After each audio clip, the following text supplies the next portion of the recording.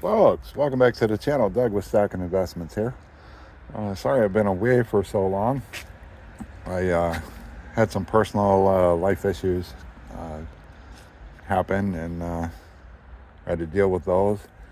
I also officially shut down my heating and air and plumbing business and had to deal with some of that.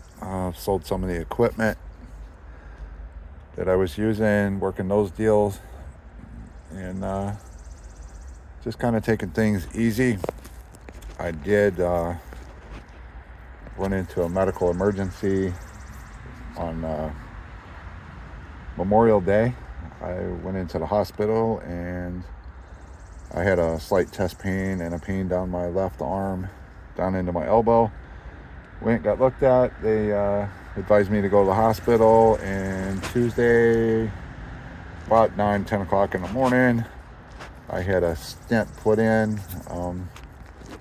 I had 90% blockage in what they consider the widowmaker area. Doing well. Been also, before that happened, I've started eating better, losing some weight. I've lost 40 pounds. I was 280, but now I'm down to, I just weighed myself this morning. I'm right at 240. So doing good that way. And what you're looking at is some cast iron. Me and my girlfriend picked up kind of a new hobby a while back, and we're since I'm going to the market, I'm picking up some pans and restoring them. We switched to cast iron a while back. One of my videos I was talking about it. I figured I'd rebox in some stuff to take out to the market. I got some new pieces to add, but I figured I'd work them into the box I already got. Then I got to figure out how to box up a couple other pieces. But let's start here. We're looking at a number 8 Griswold. Has the heat ring. It's the large slant logo, and the pan does have some sand shift in the mold. When they created the mold to cast this pan, they had some sand shift in there. But overall, very nice looking pan. That one. Then I have another Griswold with the large logo. Does not have the heat ring. The heat ring is older ones, more desirable. But number 8 Griswold. This one I have it priced accordingly because it does spin. It's what they call a spinner, and that's because there's some warpage right here. Overall, still a nice everyday user. And I did price it down accordingly because it does spin. And I got a Birmingham Stove and Range cornbread corn pan. It's Birmingham because of the way the lip is, even though there's no markings on the reverse. It is a BSR because of the, you can tell by the handles. Moving on, I got a number 8 chicken fryer. This is a 3-notch Lodge. Man, this pan was ugly when we first got it, but we had it come out really nice. I've had somebody requesting the chicken fryer. Unfortunately, I do not have a lid for it, but either way, nice pan. This one here, have no idea who made this one. I gotta moving things around. This is out of my collection. We decided to sell it. I have no idea who made this. We restored it. It was nasty looking. We restored it. I did cook in it one time. I did what was it, Thanksgiving or Christmas? I made might have been Christmas. I made homemade macaroni and cheese in this, and after I brought it out of the oven, it basically just slid out of the pan.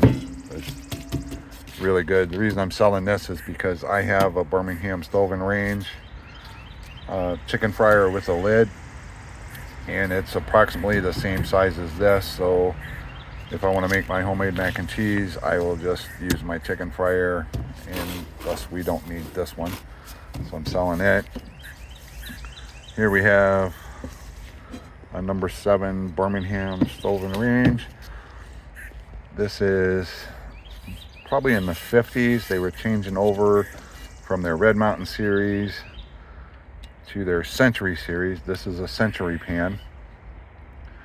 It doesn't have made in the USA, so it's prior to 67. And what looks like a little screw right there, I tease people, tell them that's where you change the seasoning. But when they had problems with a mold, they would stick a screw in, either a flat tip or a Phillips head. They would put a screw in it, and then when they ran across this tattletale here, they would look at the pans and try to do. They were looking for a bad mold pattern, so they would put a screw in, see how it came out, and when they found the pattern they were looking for, then they would make corrections. But overall, nice pan. We just finished restoring this one yesterday. When we restore them, we strip them down. We use no open fire, no chemicals, no power tools. And then once we get them stripped down, I run them through the oven 3 times. I give them 3 coats of oil for the initial seasoning. I do it 3 times. And when I'm out at the flea market, this is just part of it. When I'm out and got my cast iron laid out for sale, I stress we, because my girlfriend helps a lot with this. We get all kinds of compliments on how nice the pans look. So it's a lot of work, but it's something we enjoy doing. But that is a number 7. Now the older version is the Red Mountain series, and I finally got a hold of a number 7 Red Mountain, and because that's what I'm collecting, the older Red Mountain series. And I noticed this number 7 Century series, my number 7 fits right in here.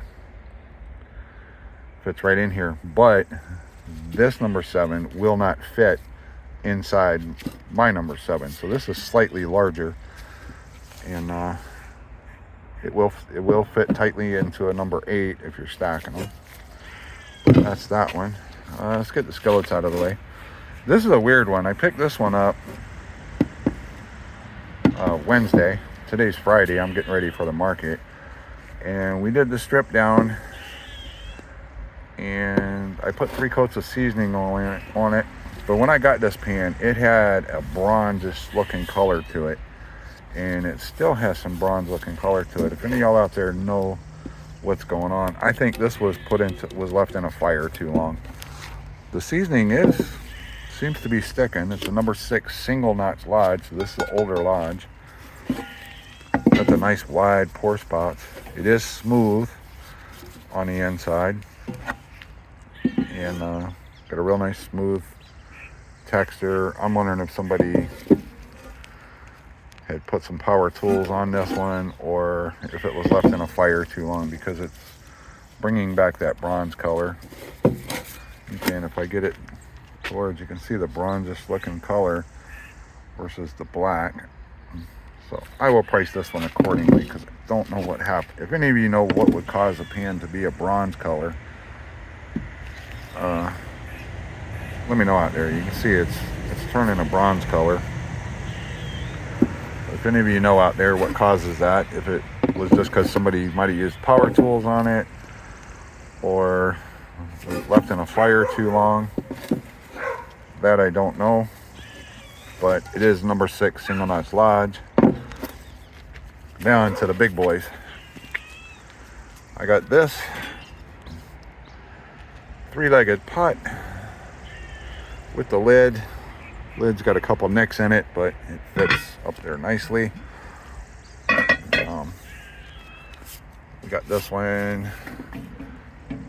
I got it cleaned up the best I could. You can tell it has been on a fire. It's got some pitting in there.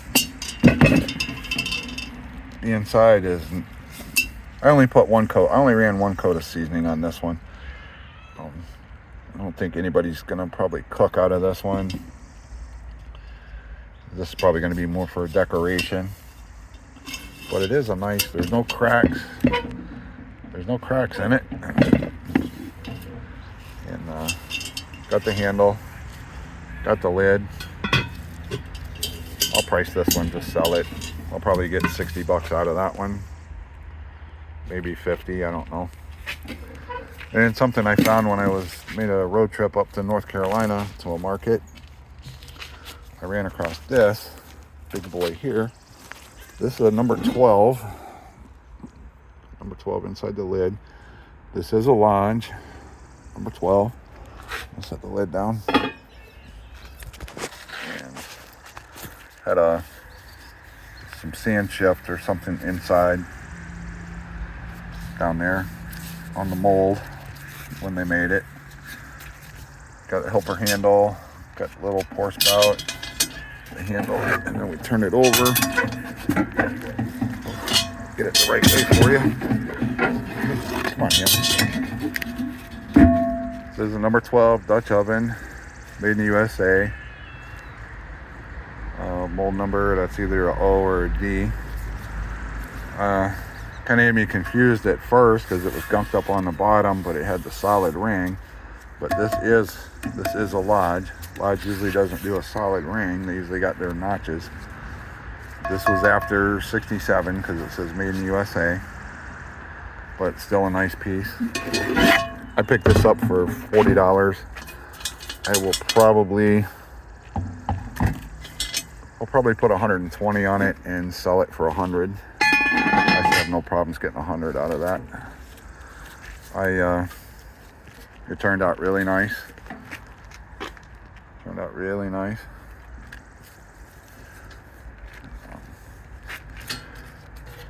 We're kind of pleased with this one. I don't have one of these in my collection, but I collect the Birmingham Sullivan range. So number 12, hard to get. So I'm letting her go. But anyways, that's what I got for you. A little update on what I'm doing. Not sure how often I'll do a video. But if you'd like to see more of this, more of the cast iron, I'll probably get into some coins. I've been selling some coins to finance some other projects that I got going on. I'm changing my business model. I'm going to be trying to get out and do the flea markets, get that going really good, and then I'll be selling on eBay. So that'll be the two things I'm gearing up to do. And I kind of laid off on buying coins. I've been selling more than I've been buying, and that's simply because the prices are up, and it's just the way things are going. Anyways, y'all take it easy. If you want to see more of this, let me know down in the comments. If you want to see my personal collection or our personal collection of stuff we are collecting and keeping, then let me know down below and I'll set it all out and do a video. Until then, we'll see you on the next one.